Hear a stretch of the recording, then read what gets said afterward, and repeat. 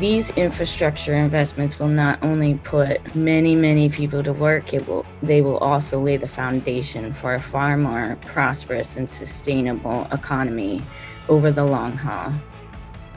We have a once-in-a-lifetime opportunity here to rebuild and repair our crumbling infrastructure, provided that we do that with local workers that are paid union wages and benefits.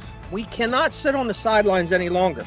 We all live on this big blue spinning rock, and our job is to make sure that this big blue spinning rock is going to be here for our children and our grandchildren.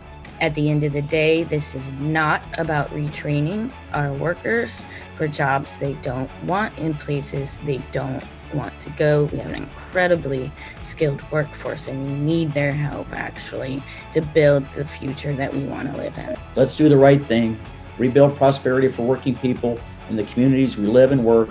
It's time to reimagine Appalachia as the future for growth and opportunity.